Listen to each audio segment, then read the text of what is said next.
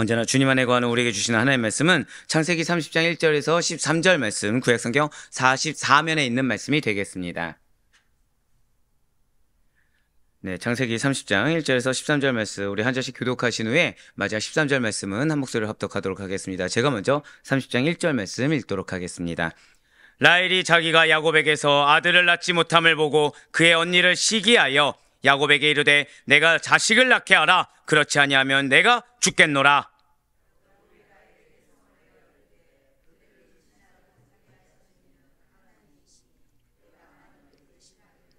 라헬이 이르되 내 여종 비라에게로 들어가라. 그가 아들을 낳아 내 무릎을 두리니 그러면 나도 그로 말미암아 자식을 얻겠노라 하고,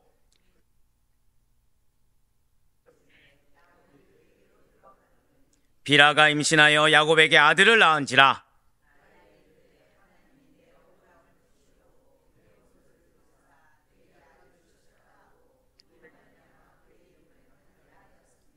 라헬의 시녀 비라가 다시 임신하여 둘째 아들을 야곱에게 낳으매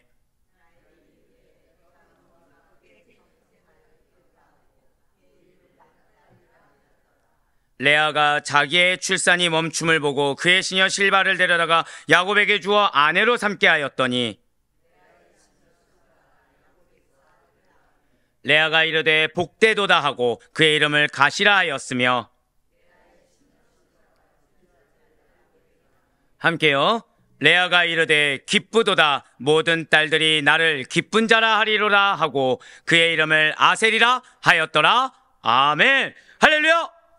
네, 오늘 변함없이 살아있는 주님의 말씀의 은혜를 사모함으로 말미암아 우리가 언제나, 자, 절대 고백하실게요. 사람에게 반응하지 않습니다. 네, 그렇습니다. 사람에게 반응하지 아니하는 우리를 주께서 기쁘게 받으셔서, 또한 그 가운데 우리의 허다한 실수에도 불구하고 하나님께서 당신의 기업을 우리의 삶 가운데 반드시 이루신다라는 믿음의 확신을 가지고 이렇게 새벽 기도에 함께하고 계시는 우리 모든 성도님들을 주님을 환영하고 축복합니다. 예, 사실 이제 방금 말씀 우리 선포했던 것이 오늘 하나님께서 이 레아와 라헬을 보시고 가지셨던 마음이요, 오늘날 우리들에게 원하시는 마음이라는 거죠. 자, 우리는 지금 창세기를 통해서 은혜 받는 귀한 시간을 가지고 있습니다. 특별히 창세기 27장부터 36장까지 이 파란만장한 야곱의 일생을 통해서 그 야곱뿐만 아니라 이 야곱으로 인해 또한 그 주변의 인물들로 인해서 신앙이 견고하게 섰다가도 사람으로 인해서, 또 신앙이 견고하게 섰다가도 그 어떤 인간적인 여건에 의해서 하나님 마음에 근심케 되고, 그럼에도 불구하고 하나님께서 또 붙잡아 주셔서 인도하시는 그 파란만장한 일생과 신앙의 여정에 대해서 우리는 바라볼 수가 있습니다. 지금 야곱은 외삼촌 라반의 집에서 20년간의 도피 기간 가운데 있습니다. 그래서 2명의 아내와 그 아내의 2명의 여종들로부터 11명의 아들 그리고 1명의 딸이라는 대가족을 이루게 됩니다. 그리고 하나님의 축복을 받아서 큰 재산까지 얻게 되었다는 것이죠. 그렇습니다. 지금 야곱은 현재 14년간 라반의 집에서 봉사하는 중에 있습니다. 그래서 레아와 라헬을 아내로 맞이할 수가 있었어요. 하지만 야곱은 레아를 미워하고 라헬을 사랑하였습니다. 그래서 어제 우리가 말씀을 들은 것처럼 하나님께서 레아의 무엇을 보셨습니까? 저다 고백하실게요. 사랑받지 못한 마음.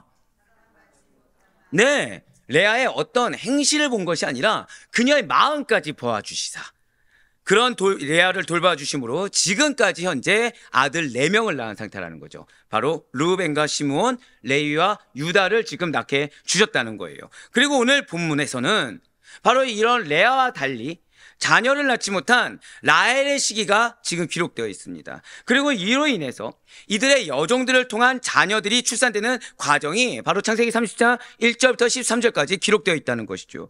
진실로 하나님의 오묘한 섭리는 우리 인간의 지혜로는 다 이해할 수도 없고 알 수도 없습니다. 그러니까 우리가 우리의 삶 가운데 하나님이 역사하셨다고 했을 때 이 역사에 대해서 이럴 것이다 라고 함부로 판단할 수가 없다는 거죠. 왜 어제 레아만 봐도 우리가 알 수 있지 않습니까? 레아는 무엇을 바랬다고요? 야곱의 사랑을 바랬습니다. 근데 하나님께서는 레아에게 누구를 먼저 주셨습니까? 르우벤, 시므온. 여기까지만 해도 레아는 그냥 하나님께 감사한 정도였다고 한다면, 이제 레위, 유다부터 어떻게 됐다고요? 레아의 지위가 바뀌었습니다. 그러니까 레아가 야곱의 사랑만을 바라보고서 르우벤을 이렇게 얻었을 때 만약에 이 하나님의 오묘한 섭리를 인정하지 않았다고 한다면 레아는 찬양이 아니라 오히려 항변을 했을 것입니다. 레아는 찬양이 아니라 오히려 자신의 의를 드러내든가 아니면 자신의 억울함을 또 토로했겠죠. 하지만 레아는 그렇게 하지 않았다라는 거예요. 지금 야곱이 낳은 아들은 이제 곧 12명까지 되게 되는 걸 우리가 알고 있습니다. 그 순서를 보면 레아가 지금 현재 4명의 아들을 낳았어요. 그리고 이를 시기한 라헬이 그의 여종인 비라를 통해서 아들 2명을 낳게 됩니다. 그런데 이거를 지켜본 레아가 다시금 질투심을 느낀다는 거예요. 한번 고백하실까요? 경쟁적인 질투심. 자, 방금 전에 이 몇 명의 아들을 낳았다기 전까지, 바로 어제까지만 해도 레아는 어떤 사람이었죠? 칭찬을 받는 사람이었습니다. 그런데 지금 방금 전에 2명의 아들을 낳는 걸 보고 어떻게 되었다고요? 근데 어떤 질투심이요? 그게 중요합니다, 오늘. 경쟁적인 질투심을 느껴서 그의 여종이 실바를 통해 2명을 낳습니다. 자, 이제 뒤에 나오겠지만 분명히 레아는 지금 태의 문이 열렸습니까? 닫혔습니까? 열린 상태죠. 근데 지금 실바를 통해서 2명을 낳아요. 그리고 레아가 다시 2명의 아들을 낳습니다. 그리고 최종적으로 라헬이 아들 2명을 낳게 된다는 거예요. 조금 복잡해 보일 수도 있지만 순서대로 말씀드리면 레아가 4명, 두 여종에게서 4명, 다시 레아가 2명, 라헬이 2명, 이 순서라는 것이죠. 이 중에서 중요한 아들은 어제 살펴본 대로 셋째 아들 레이와 넷째 아들 유다, 그리고 라헬이 낳은 11번째 아들 요셉을 들 수가 있을 거예요. 이제 오늘은 그 가운데 5째 아들과 6째 아들이 라헬의 여종인 비라에게서, 7째 아들과 8째 아들이 레아의 여종 실바에게 태어난 일이 나타나 있습니다. 그리고 이러한 자녀의 출생이 레아와 라헬의 어떤 거라고요? 경쟁적인 질투심, 경쟁을 통한 것이다라는 사실을 우리에게 알려주고 있다는 거죠. 자, 그렇다면 우리 사랑하는 성도 여러분들, 오늘 본문을 들어가기에 앞서 혹시 여러분들께서 여러분들 마음 가운데 시기나 질투 또는 어떠한 경쟁의 마음이 드신 적이 당연히 있으시겠죠. 누군가를 미워하는 데 있어서도 그 미움이란 감정이 그냥 드는 것은 아닙니다. 뭐 나에게 위해를 가해서 드는 경우도 있지만 어떠한 질투심, 왜 나는, 왜 나만, 이런 걸 통해서 그 상대에 대해서 질투나 시기나 미움의 마음이 들 수가 있다는 거죠. 자, 어려운 마음이 들 수 있습니다. 그때 여러분들 어떻게 하십니까? 물론 우리 성도님들은 기도하실 겁니다. 물론 우리 성도님들은 표출하지 않고 기도함으로 하나님 앞에 회개 눈물을 흘리실 거예요. 한 명에도 아멘 해주셔서 감사합니다. 네, 대표격이죠. 자, 그런데 그랬으면 좋겠지만 사실 실상은 그렇지가 않다는 거예요. 그러니까 내가 싫어하는 자가 내가 내 앞에서 잘 되는 모습을 보면 사실은 축하해 줘야 되는데 어떻죠? 마음이 불편해집니다. 나와 전혀 상관없는 사람들의 잘남과 성공이라는 것은 말 그대로 남의 일이니까 불편할 이유도 없고 관심이 갈 이유도 별 이유가 없어요. 하지만 나와 한 공동체 안에 있는 자가 특별히 나보다 잘난 게 없습니다. 특별히 나보다 더 좋은 모습도 없습니다. 그런데 잘 될 이유가 없는데 잘 되고 있는 거예요. 그런데 하필 그 사람이 내가 좋아하는 사람이라고 해도 마음 한켠이 좋지 않을 텐데 하필이면 내가 싫어하는 사람입니다. 내가 별로 안 좋아하는 사람이 지금 잘 되어지고 있어요. 그런데 거기에 대해서 같은 그 공동체 안에서 또 너무나도 중요하게 쓰임받고 있는 것처럼 나는 오히려 섬겨도 잘 알아주지 않는데 그 사람은 얼마 하지 않는데도 사람들이 다 알아주고 잘 세움받는 겁니다. 그럼 어떻게 되죠? 마음이 더욱더 어려워진다는 거예요. 그러다 보면 점차 이제 이 사람에 대해서 한번 고백하실게요. 미움이 확장됩니다. 예, 미움이 이제 확장돼서 다른 사람들까지도, 왜 별로 관심이 없던 그 사람이 내가 싫어하는 사람을 막 격려하고 칭찬하면 그 격려하고 칭찬하는 사람까지 싫어지고, 그러다 보면 공동체까지 미워지게 된다는 거예요. 자, 하물며 한 공동체 안에서 이제 내가 싫어하는 것이 아니라 나랑 비교되는 사람인 겁니다. 무엇을 해도 비교가 되는 사람이에요. 경쟁 대상이 되는 사람이 잘 되는 거에 대해서 과연 어떻겠습니까? 그럼 내가 싫어하는 사람이 잘 되는 것보다 나와 어떤 경쟁적인 위치에 있는 사람이 잘 되는 것을 보면 너무나도 심한 질투와 시기가 발동된다는 거예요. 그 어떤 순수한 마음이라보다 이 사람이 있는 부서보다 잘 돼야 돼. 이 사람보다는 잘해야 돼. 이 사람이 헌금 얼마 했으면 나는 그보다 더 해야 돼. 이 사람이 봉사 얼마나 했으면 나는 그보다 더 해야 돼. 어떤 경쟁심이라는 것이 발동한다는 거죠. 바로 오늘 본문의 라헬과 레아가 그와 비슷한 감정을 지금 느끼고 있다는 거예요. 자, 오늘 본문인 창세기 30장 1절 말씀 한번 먼저 보도록 하시겠습니다. 라헬이 자기가 야곱에게서 아들을 낳지 못함을 보고 그의 언니를 시기하여 야곱에게 이르되 내게 자식을 낳게 하라. 그렇지 아니하면 내가 죽겠노라. 아멘. 자, 지금 이 야곱의 가정은 문제가 있습니다. 예, 야곱의 가정은 문제가 있어요. 어떤 문제가 있냐면 어제 큰 은혜를 우리가 받았던 언니 레아는 야곱으로부터 사랑받지 못하고 스스로 외톨이고 스스로 모든 굳은 일을 도맡아 하는 희생이 되고 있다라는, 한번 고백하실게요, 감정적인 소외감. 예, 실제 현대까지 어떤 현대인들이 겪고 있는 어떤 마음의 병 중에 하나가 이 감정적인 소외감입니다. 자, 실제로 소외되어 있어요, 안 돼 있어요?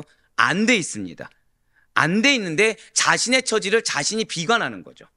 그래서 감정적인 소외감을 느끼는데 이게 지금 누가 겪고 있다고요? 레아가 겪고 있는 겁니다. 감정적인 소외감. 그러니까 이런 감정적인 소외감을 느끼는 사람들이 제일 많이 느끼는 감정은 섭섭함입니다. 작은 말 한마디에도 섭섭해하고, 작은 말 한마디에도 토라지고, 작은 말 한마디에도 질투라는 걸 느껴요. 흔한 말로 왜 우리가 삐진다고 얘기하죠. 그러니까 감정적인 소외감을 겪고 있다고 한다면 오늘 본문의 지금 라헬은 야곱의 사랑을 독차지했던 우월감이 있었습니다. 근데 그 자신의 우월한 지위가 언니의 출산으로 인해서 나락에 떨어진 듯한, 한번 고백하실게요, 감정적인 불쾌감.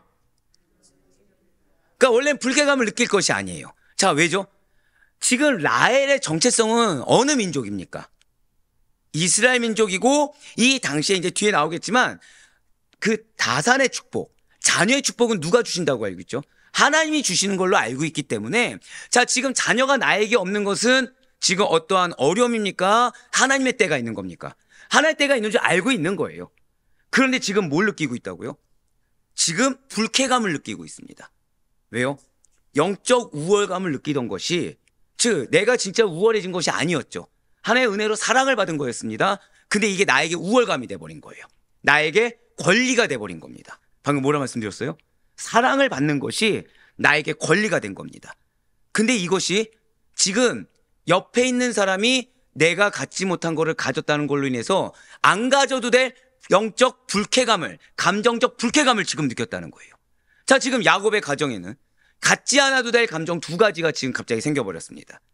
감정적인 소외감, 감정적인 불쾌감입니다. 문제는 이것이 표출된 겁니다. 지금 문제는 지금 라헬이 이 마음속의 불쾌감, 질투심으로 말미암은 이 감정적인 불쾌감을 그냥 마음속에만 있는 것이 아니라 나타내버렸다는 것이죠. 라헬의 마음에 담겨있는 이 불쾌감과 질투로 인해서 그녀는 지금 굉장히 분노한 상태입니다. 이 성난 감정을 밖으로 표출하기까지 했다는 것이 가장 큰 문제라는 거예요. 지금 자신은 자식을 한 명도 낳지 못했습니다. 내가 어떤 존재예요? 야곱의 사랑을, 이 한 족장의 대표격의 사랑을 다 독차지하던 내가 지금 자식을 못 가졌다는 거죠. 그런데 나는 나보다 훨씬 낮은 위치에 있다고 그냥 허드렛 일만 하는 언니가 지금 출산을 하나도 아니고 반복하고 있는 겁니다. 근데 그 이름 몇면을 들어보니까 이 이름이 자신을 자극하고 있는 거예요. 자, 제가 방금 뭐라 말씀드렸죠? 이름이 어떻다고요? 자극하고 있는 겁니다. 이걸 기억해 두셔야 돼요. 그래야 오늘 본문 내용에서 여러분들이 이거에 대한 의도를 알게 됩니다. 자, 지금 레아는 하나님을 찬양하면서 고백을 했습니다. 이름으로. 그리고 우리가 어제 은혜를 받았죠. 근데 이것이 다른 누군가에게 뭐가 되고 있다고요? 자극이 되더라는 거예요. 그러니까 불타는 듯한 투기와 이 시기를 어찌할 수 없어서 그냥 겉으로 발산해버리고 마는 겁니다. 지금 앞서 말씀 듣듯이 라헬의 정체성은 무엇입니까? 그녀는 이방민족이 아니에요. 그녀는 최소한 여호와 신앙, 하나님을 믿는 라헬, 이스라엘 민족이 바로 그녀의 정체성입니다.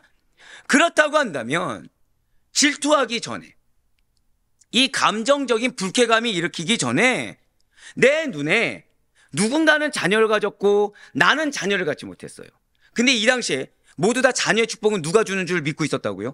하나님이 주신 줄 믿고 있었다고 한다면 먼저 생사와 복을 주관하신 하나님 앞에 이 불임의 문제를 해결해 주시기를 간절히 바라는 마음으로 조용히 무릎을 꿇었어야 됩니다. 하나님 앞에 기도를 했었어야 돼요. 한번 고백하실까요? 감정의 표출 전에 기도했어야 한다. 예, 그렇습니다. 믿는 자는 이 감정의 표출 전에 기도를 했었어야 된다는 거예요. 그런데 라헬은 그렇지 않았다는 거죠. 그녀는 지금 믿음보다 자신의 위치가 너무나도 중요합니다. 그녀는 자신의 정체성보다 자신의 감정, 자신의 마음이 너무나도 중요합니다. 그녀는 이 들끓는 질투심과 미움이라는 감정을 갈무리조차 할 수 없는 아주 안 좋은 상태에서 있는 그대로 밖으로 쏟아내야만 직성이 풀렸어요. 즉 내가 지금 얼마나 마음이 어려운지를 이 야곱이 알아주길 바랬다는 거죠. 내가 지금 이 감정적으로 얼마나 힘들고 내가 지금 이 감정적으로 얼마나 불쾌한지를 상대가 알아주기를 바랬다는 것입니다. 그렇습니다.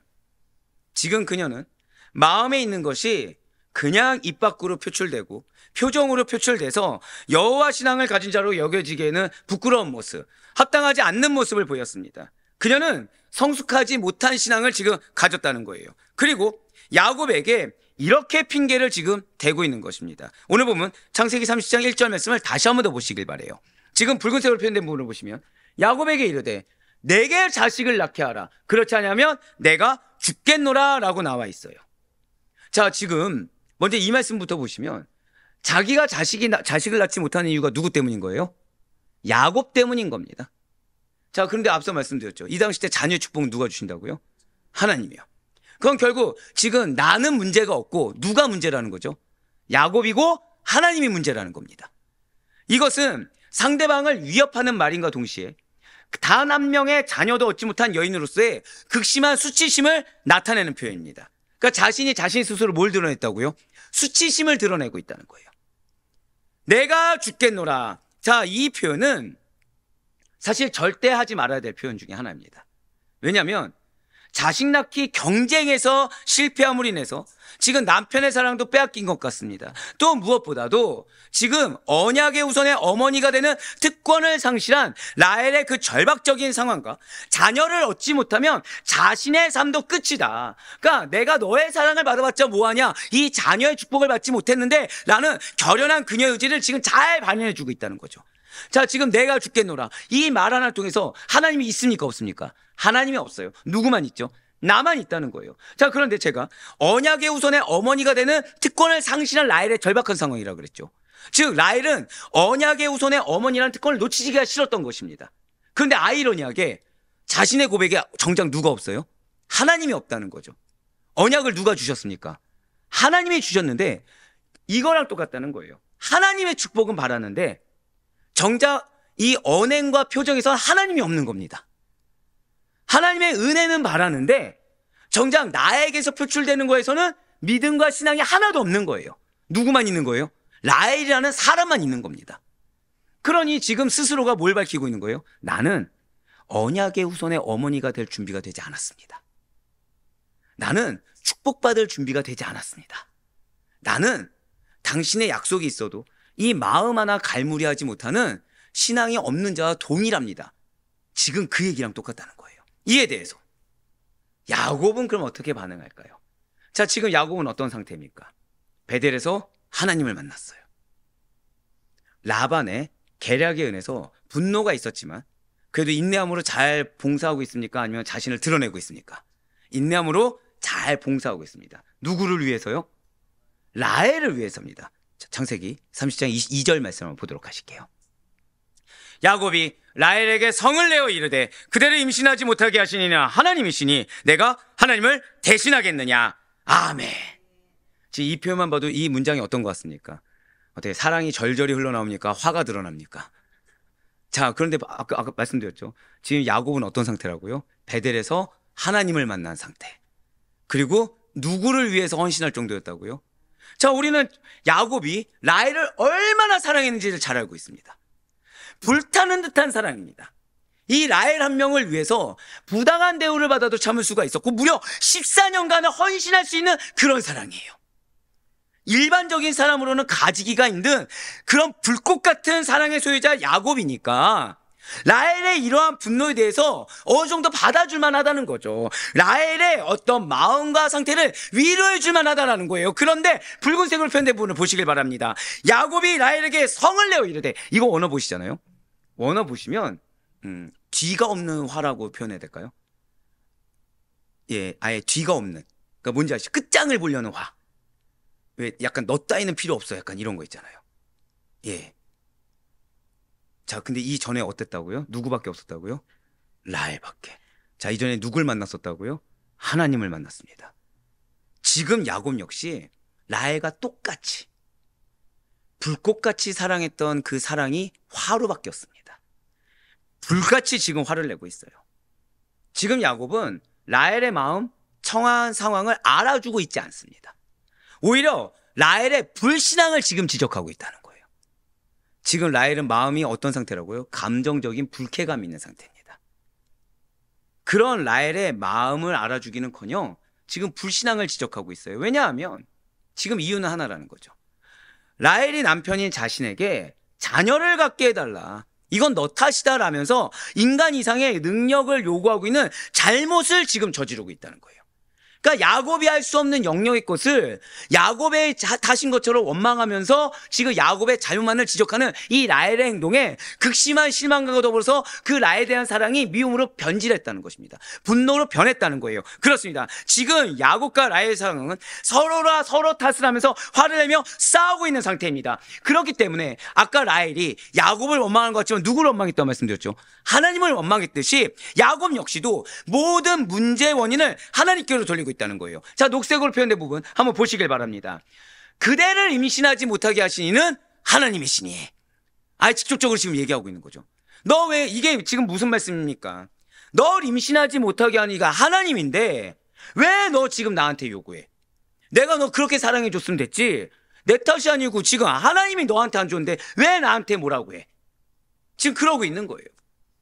부부싸움 가운데 지금 모든 책임을 하나님께 넘기는 회피 행위를 지금 보여주고 있다는 것이죠. 그런데 사실 이러한 야곱의 모습은 이상한 일이 아니라는 거예요. 한번 고백하실게요. 야곱은 옛 모습을 드러내고 있습니다. 예, 지금 야곱은 베델에서 하나님을 만나기 이전 모습을 지금 다시 보여주고 있는 것입니다. 지금까지 베델 이전에 야곱이 살아온 인생이 어떤 삶이었습니까? 도피의 삶, 속임수의 삶이었습니다. 즉 항상 누군가를 핑계대고 누군가 탓을 하고 누군가를 원망하고 자신이 지금 책임져야 될 그 자리는 항상 피했던 그것이 야곱의 삶이었다는 거예요. 그러한 삶을 살아온 것을 고려해 볼 때 지금 야곱의 입에서는 자연스럽게 베델에서 하나님을 만나기 이전의 언행들이 튀어나오기 시작했다는 거죠. 이어서 창세기 30장 3절부터 8절까지의 말씀 이어서 보도록 하시겠습니다.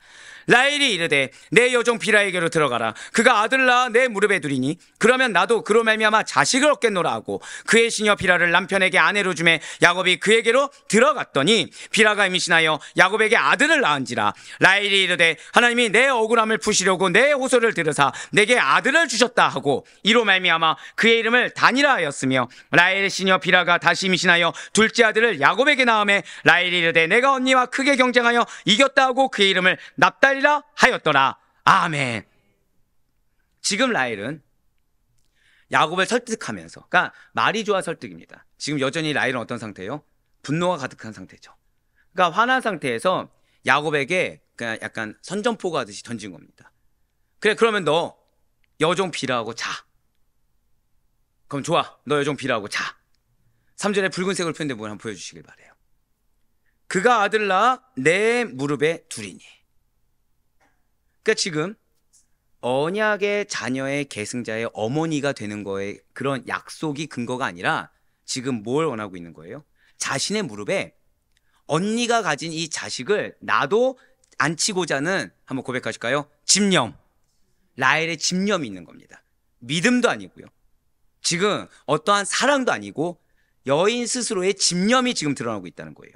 이러한 그녀의 집념은 끝내 비정상적인 편법을 사용해서 자식 만들기에 들어가게 되었습니다. 그런데 문제는 이러한 라헬의 불신앙적인 노력, 라헬의 인간적으로 편협한 그 집념에 대해서 왜곡된 집착이 가져오는 그 잘못된 시도에 대해서 야곱이 순순히 요구를 받아들였다는 사실이에요. 지금 야곱은 하나님이 보이는 것이 아니라 누가 보입니까? 앞에 나에게 화를 내고 있는 라헬이 보이고 있습니다. 이 당시에 야곱은 하나님께 대한 신앙이 현격히 부족한 상태였다는 거죠. 당연하겠죠. 옛 모습을 찾아버렸으니까. 그리고 아내를 위로할 만한 마음과 능력도 없는 상태입니다. 만약에 당시 야곱의 믿음이 성숙했다고 한다면, 만약에 정말 이 야곱이 아내를 진정으로 사랑했다고 한다면, 그래서 베델에서 하나님을 만났던 그 영적 상태를 유지하고 있었다고 한다면, 아마 그는 아내를 잘 다독이면서 비라에게 갔겠습니까? 하나님께 갔겠습니까? 바로 그거예요. 하나님 앞으로 같이 나아가 기도했을 것입니다. 아니요, 같이 할 수는 없다고 하더라도, 라헬의 상태가 너무 안 좋아서 같이 갈 만한 상황이 아니라고 하더라도 적어도 야곱만큼은 깨어 분별해서 하나님 앞에 간절히 기도했었던, 누구 때문에요? 아내의 불임 때문에 하나님 앞에 간절히 기도했었던 부친 이삭의 모범을 기억했어야 된다는 거예요. 즉 지금 이와 동일한 일이 야곱은 처음이 아니라 이미 아버지 때 경험을 했다는 거죠. 그와 동시에 자, 지금 이스라엘 민족들은 아시다시피 계속해서 믿음의 선진들에 대해서 계속해서 얘기를 구전으로 전해 듣습니다. 왜냐하면 탈무드 알고 계시잖아요. 그런 얘기들을 하나하나 기록해서 전해주는, 그러니까 그들의 가정교육 중에 하나죠. 즉 지금 야곱은 또한 할아버지 아브라함과 할머니 사라가 첩 하갈로 인해서 겪어야 했던 뼈아픈 경험들도 돌이켜볼 수 있어야 된다는 거예요. 즉 지금 야곱은 선례가 있습니까 없습니까? 있다라는 거죠. 안 좋은 선례와 좋은 선례 두 가지가 다 있다라는 것입니다. 그런데 지금 야곱은 그러한 믿음을 선택하지 않았어요. 한번 고백하실까요? 현실 모면. 현실을 모면하는 걸 선택합니다. 그 순간을 피하는 걸 선택해요. 창세기 30장 6절 말씀을 보시겠습니다. 라헬이 이르되 하나님이 내 억울함을 푸시려고 내 호소를 들으사 내게 아들을 주셨다 하고 이로 말미암아 그 이름을 단이라 하였으며. 아멘. 지금 붉은색으로 표현된 부분을 보시면 하나님이 내 억울함을 푸시려고 내 호소를 들으사 내게 아들을 주셨다. 자, 라헬이 억울할 일이 있습니까 없습니까? 없죠. 근데 지금 라헬은 어떤 상태라고요? 감정적인 불쾌감. 뭐로 인해서요? 자신이 있지도 않았던 우월감을 스스로 가진 상태에서 사랑을 받은 거에 대한, 그것이 나의 권리가 돼버리고 은혜인데 그것이 권리가 되는 데서 내가 상실한, 있지도 않은 억울함이 지금 생겨버린 거예요. 네, 지금 라헬이 고백하는 것은 하나님께서 자기 상황을 판단해 보시고 나의 진실함이 무엇인지 만인 앞에서 드러내 보이셨다는 거예요. 그러니까 이 얘기만 들었을 때 굉장한 신앙 고백인 것 같습니다. 하나님께서 나의 마음과 내 상황을 다 판단해 보시고 모든 사람 앞에서 내 마음의 진실함을 보여주셨다. 이 텍스트만 들으면 굉장한 신앙 고백이죠. 하지만 전혀 그렇지 않다라는 것입니다. 그 내면을 들여다보면 지금 이 말이 무슨 말이냐면, 한 번 더 다시 보여주세요. 지금 이 말이 뭐냐면 이거를 누구 앞에서 했냐? 사람들 앞에서 했다고 보시면 됩니다. 사람들에게 인정받기 위해서 하나님의 이름을 끌어들입니다. 하나님의 역사를 마구잡이로 끌어들이고 있다는 거예요. 지금 사람들에게. 그러니까 이것이 내 지금 마음에서, 잘못된 마음에서 기인한 것이 아니라는 것을 감추기 위해서, 나의 불신앙을 감추기 위해서 이렇게 선한 말, 좋은 믿음이 있는 말들만 끌어모아서 내뱉은 말이라는 거죠. 자, 2절에서 나온 야곱의 말이 암시하듯이 그 당시 사람들에게는 이미 자식은 여호와께서 주시는 상급이다, 자식의 축복은 하나님께서 주신 것이라는 생각이 뿌리 깊게 박혀 있습니다. 그럼에도 불구하고 지금 라헬은 잉태하지 못하고 있는 자기의 현실을 조금 더 용납하지 못하는 억울함이라는 비신앙적인 모습을 가졌으며, 이것은 하나님의 섭리를 인정하지 않는 자세와 같다라는 거죠. 그리고 정작 라헬이 가장 중요한 것은 언약 가문의 계승자로서 그 정체성이 가장 중요한 건데 지금 누구만 보고 있다는 거예요? 사람들 앞에서 인정만 보고 있다는 거죠. 즉 레아가 자녀를 낳은 것이 뭐가 싫었다는 거예요? 사람들 앞에서. 내가 야곱의 사랑을 봐서 제 1번이라 생각했는데 레아가 자녀를 낳는데 한 명도 아니고 4명을 낳은 겁니다. 그러니까 그 1번의 자리를 빼앗긴 것 같은, 있지도 않은 1번 자리를 자신이 만들어 놓고 자신이 그걸 빼앗겼다고 지금 착각하고 있는 거예요. 그러면서 그 사람들에게 인정받기를 원하고 있다는 거죠. 간혹 가다가 그런 분들을 보곤 합니다. 나의 기도 제목에 응답을 하셔야 하면 하나님께서 역사하셨다라고 고백을 하고, 내가 체감하지 못하거나 내 마음으로 인정이 안 되면 하나님께서 늘 함께 하시고 역사하고 계심을 부인하는 거예요. 그러니까 모른다라고 하는 거죠. 그리고 내가 원하는 방법대로 내가 그 신앙생활을 그러니까 영위해 가려고 합니다. 그럼 더불어서 지금 하나님께서 나의 삶 가운데 원하는 것이 고난이든 무엇이든 좋습니다라고 고백하지만 실상 마음 가운데 뭐가 있어요? 하나님께 받은 사랑들이 어떠한 이제 내 우월감이 돼버리는 거예요. 하나님께서 특별한 은혜를 주신 것이 한마디로 내 어깨에 힘이 되고 이렇게 목에 내 교만이 돼버린다는 거죠. 그러다 보니까 여기서 하나님이 살짝이라도 빼면 어떻게 됩니까? 마음의 억울함을 느끼는 거예요. 상실감을 느끼는 겁니다. 마치 내가 누려야 될 것을 누리지 못하는 듯한 착각을 누린다는 것이죠. 그런데 이것은 완벽하게 잘못된 모습이요, 완전히 잘못된 반응인 것입니다. 모든 일이 잘 풀릴 때만이, 기준은 또 누구예요? 내 기준에서 모든 일이 잘 풀릴 때만이, 그리고 항상 내가 사랑받고 내가 인정받을 때만이, 그리고 나의 기도 제목에 응답이 될 때만이 하나님의 역사를 인정한다고 한다면, 그런 사람은 고난 속에서 나를 연단하시사 당신의 뜻을 이루시는 하나님은 결코 깨닫지도 못하고 배울 수도 없다는 거죠. 즉, 더 큰 하나님의 사역과 은혜라는 것은 절대 그의 삶 가운데 이루어질 수가 없다라는 거예요. 그러니 언제 어디에서나 하나님의 주권을 인정할 수 있는 우리 모두가 되길 간절히 소망합니다. 내 자신의 감정과 내 자신의 생각에 기인한 것이 아니라, 한번 고백하실까요? 모든 것이 은혜입니다. 모든 것이 은혜인 줄 알고 내가 지금 누리고 있는 것이 당연한 것이 아니라 특별한 은혜인 줄 알고 여기서 하나님이 좀 나의 것을 뺏어가신 것 같은 그런 느낌이 든다고 하더라도 이것이 지금 왜곡된 마음이요, 오히려 지금 이 가운데 하나님께서 나에게 뭐라 말씀하신지 하나님을 찾을 수 있는 우리가 되길 바라요.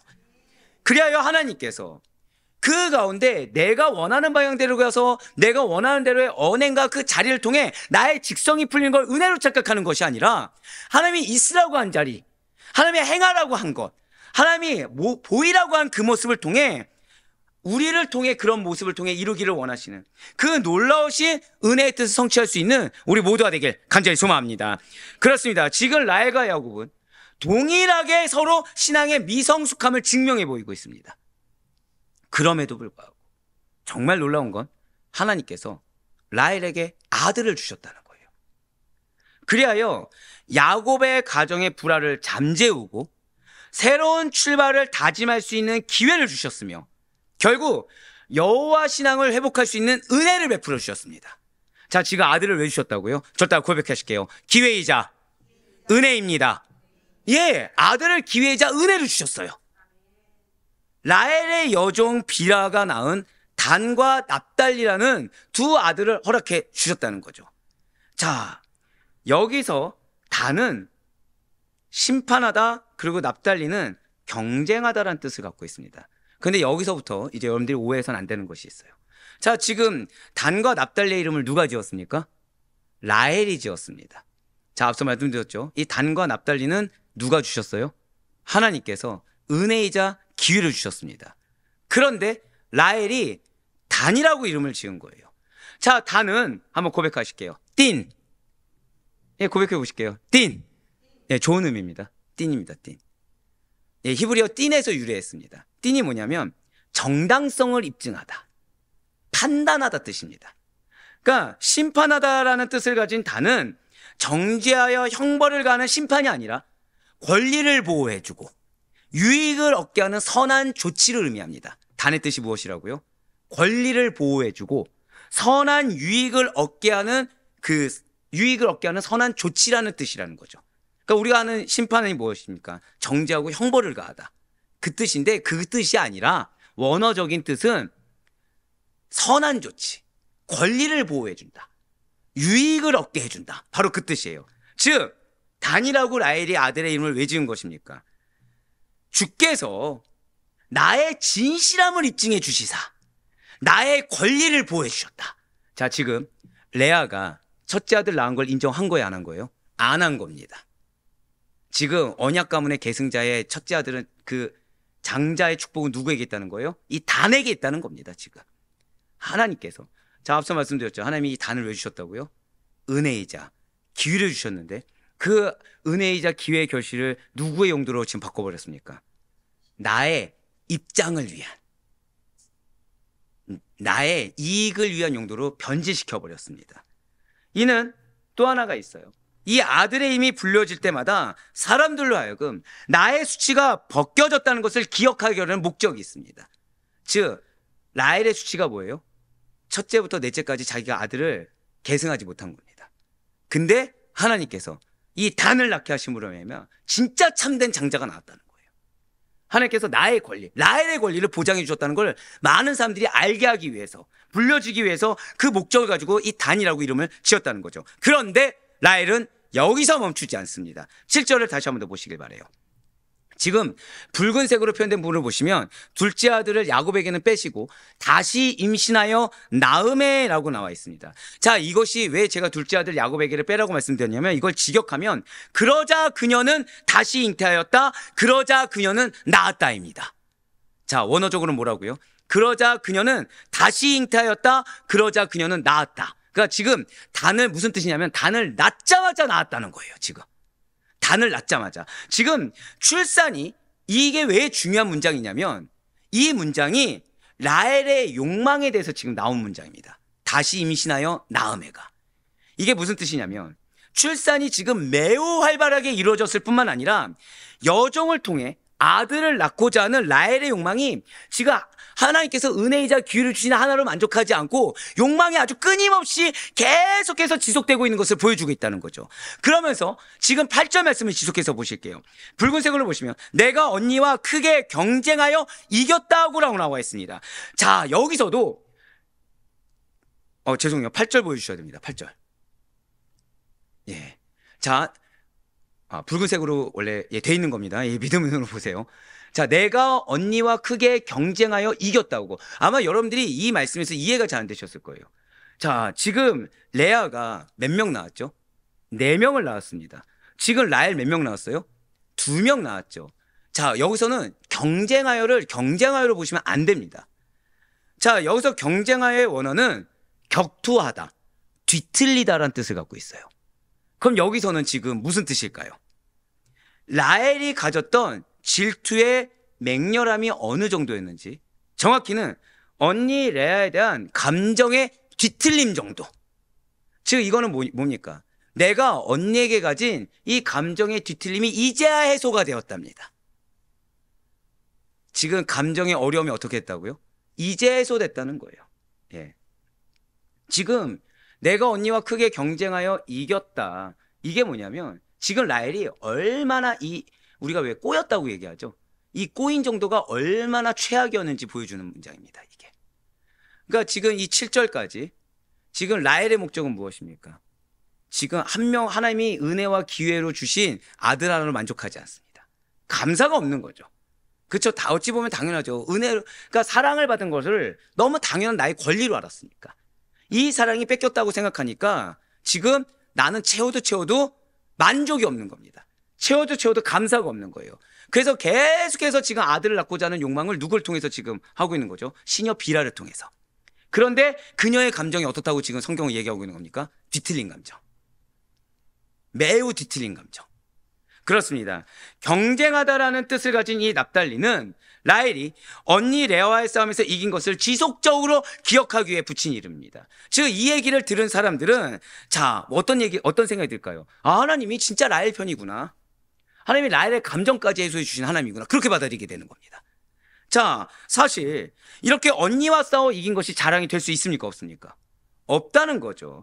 당신의 형상대로 지음받은 이 인간의 뒤틀림에 대해서 하나님께서 가슴 아파하신다. 하나님께서 그 마음을 싫어하신다는 것을 아는 선민이라고 한다면 우리가 도모하는 일이 이루어진 것은 오직 하나님으로 말미암은 것이지 결코 다른 사람과의 치열한 감정 싸움으로 말미암지 않는다는 사실을 마음에 깊이 새겼어야 된다는 거예요.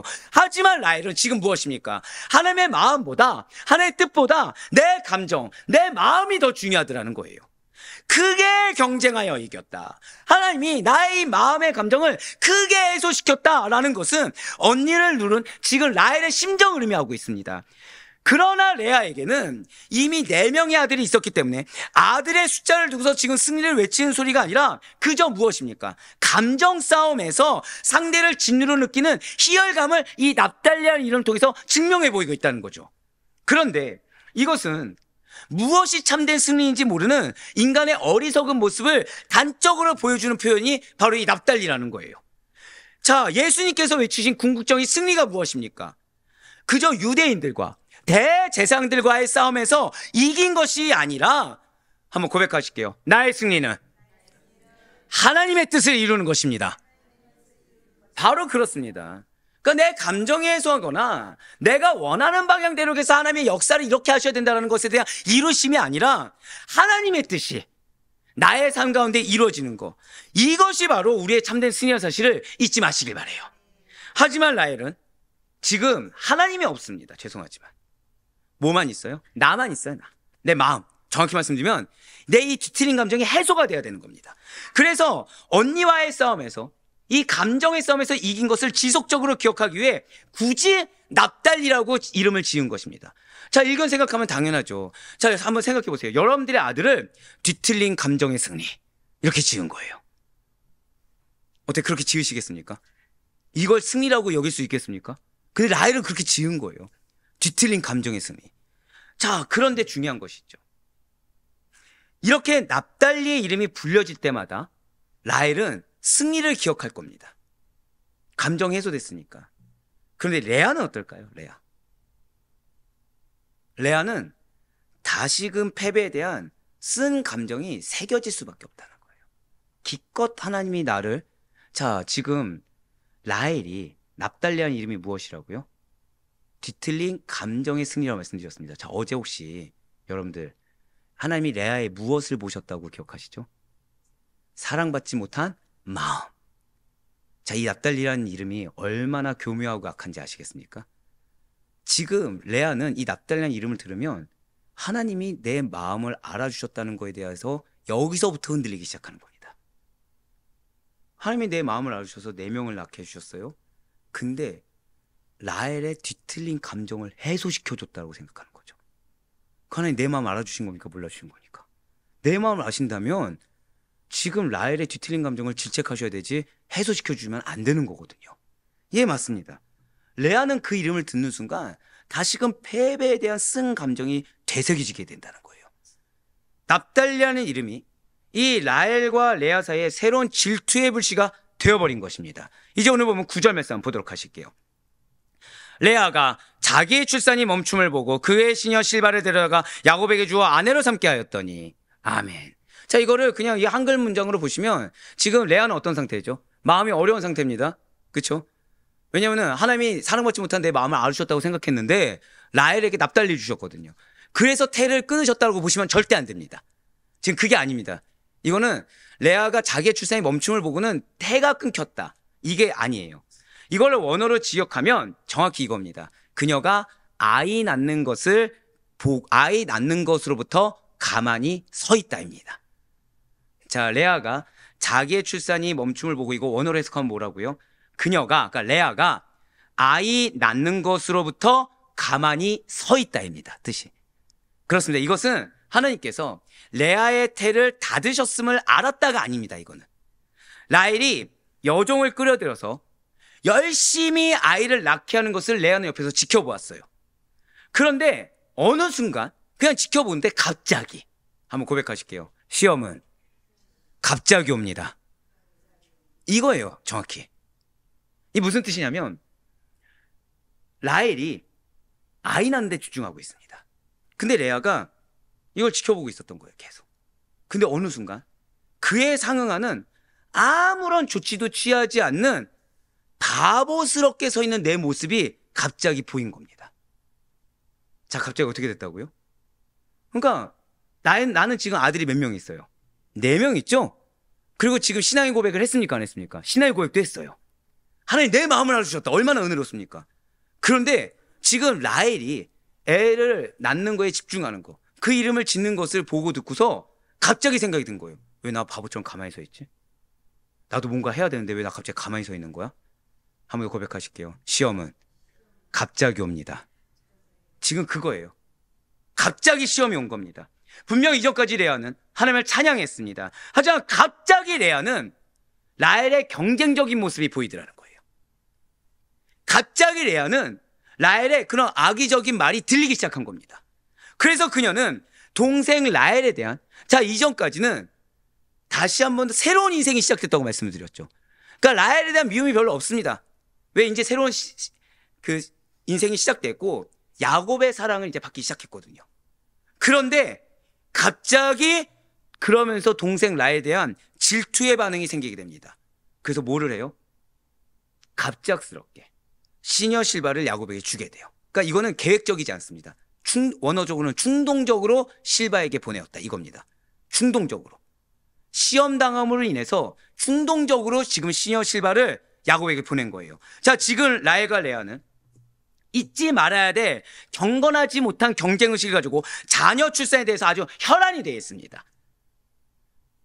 자, 이 시험은 하나님께서 은혜를 주신 거에 대한 감사가 없는 데서,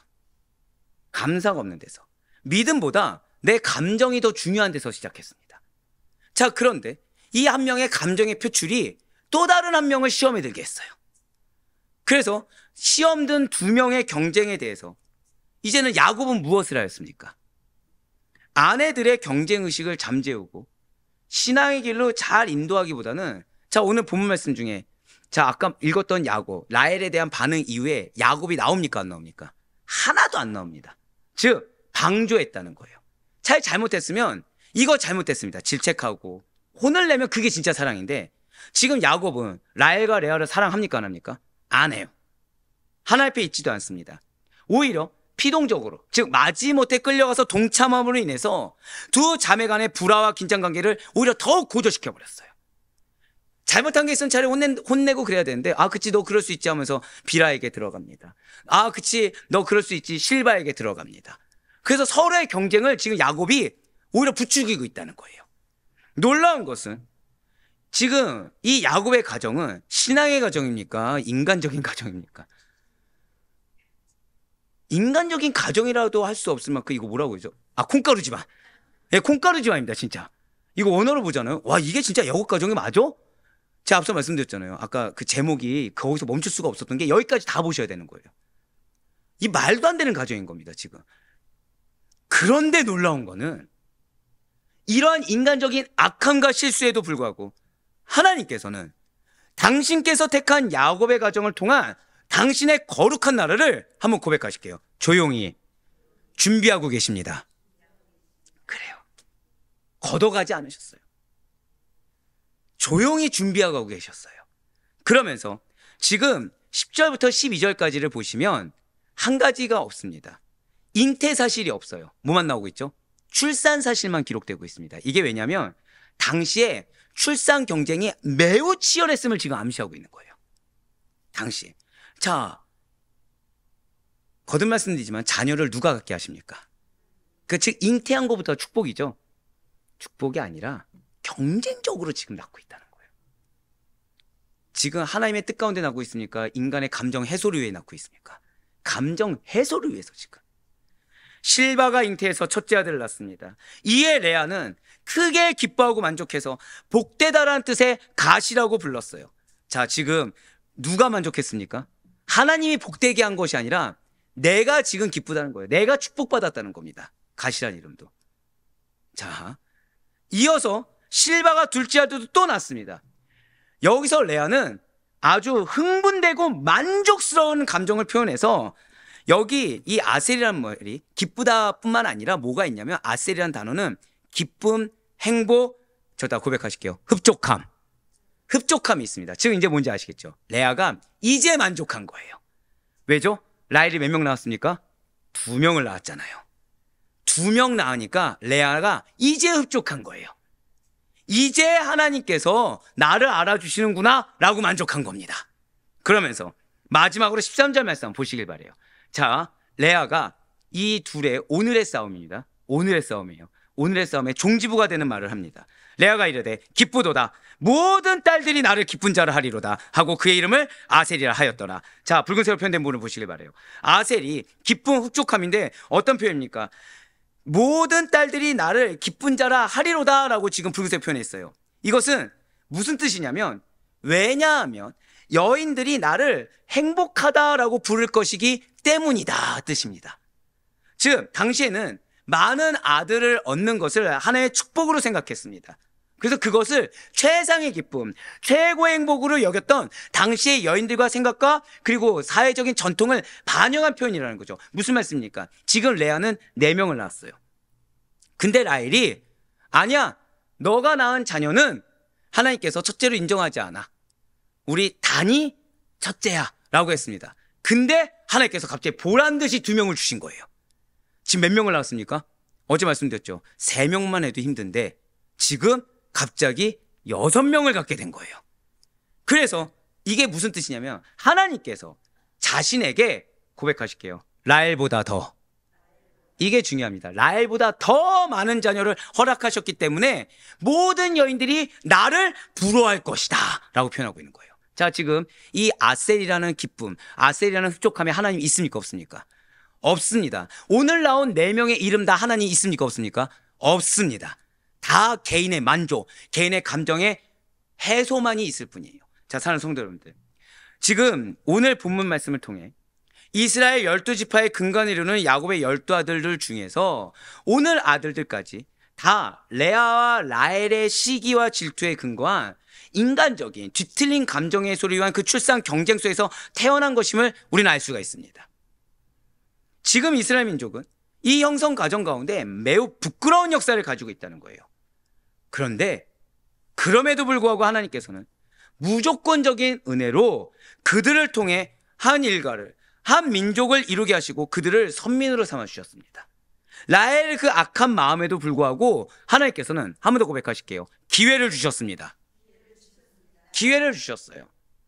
그래서 그걸 악한 의도로 바꿨음에도 불구하고 또 기회를 주셨습니다. 여전히 자신의 뜻을 왜곡하고 있음에도 불구하고 당신께서 택하셨기 때문에 또 기회를 주셨습니다. 오늘날 우리 역시 마찬가지라는 거예요. 기회를 놓치지 맙시다. 우리 주변에는 어쩌면 여러분들을 질투하는 자가 있을 수도 있습니다. 우리 주변에는 어쩌면 여러분들에게 뒤틀린 마음의 감정을 가지고 여러분들의 마음을 흔들 만한 그런 소리와 모습을 보이는 자들이 있을 수도 있을 것입니다. 그래서 앞서 말씀드렸죠. 손바닥도 마주쳐야 소리가 나는 겁니다. 그럴 때 주 안에 거하시길 바라요. 그럴 때 여러분들을 세우시고 여러분들에게 약속하신 하나님만 보시길 바랍니다.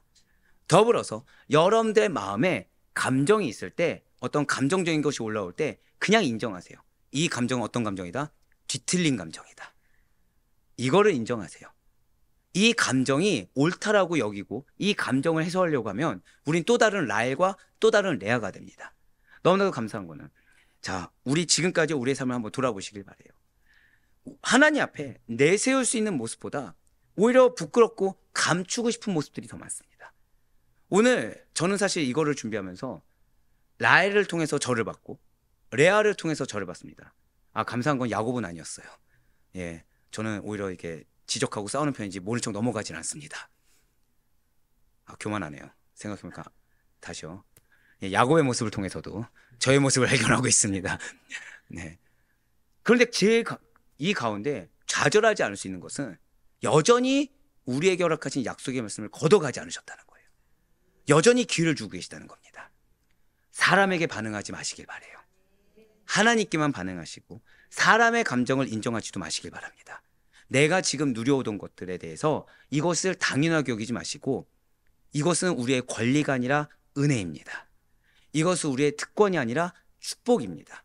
주신 이가 하나님이시기 때문에 언제든지 걷어가실 수도 있고 주신 이가 하나님이시기 때문에 얼마든지 더 주실 수도 있는 것입니다. 그렇기 때문에 범사에 하나님만 인정하시길 바라요.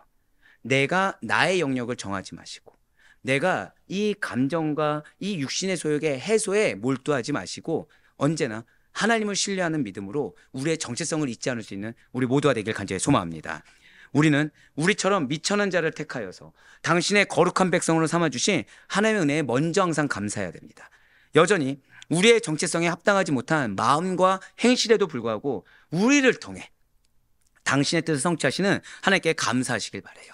그래서 정말 바라옵고 낚기는 나의 정체성을 잊지 않는 가운데 오늘 라헬의 모습, 오늘 레아의 모습, 오늘 야곱의 모습이 나의 삶 가운데 조금이라도 있다고 한다면 하나님께서 은혜와 기회를 주신 것을 나의 것으로 포장해서 자랑하려고 한다든지 경쟁적으로 다른 누군가를 그거를 통해서 낮게 여기려고 하는 우리의 모습, 또한 하나님께서 은혜 주신 거에 대해서 의심하고 오늘 레아와 같이 그 마음을 의심하고 또 다른 내가 다른 사람보다 더 우월감을 가지고 행하려는 모습이 있다고 한다면 이 시간 우리 회개하면서 나아가시기 바랍니다. 그리하여 우리를 택하신 목적에 부합하는 삶을 살 수 있도록. 그래요. 언제나 여러분들 삶 가운데 그렇습니다. 이렇게 기회를 주신 이유가 무엇일까요? 믿음의 증거가 우리에게 허다하다는 것입니다. 그 믿음의 증거가 허다하여 오늘 이런 모습이 아닌 오히려 우리에게 있어 가장 순적하고 우리를 통해 바라시는 하나님의 뜻하심이 그대로 이루어질 수 있기를 주님의 이름으로 간절히 축원합니다.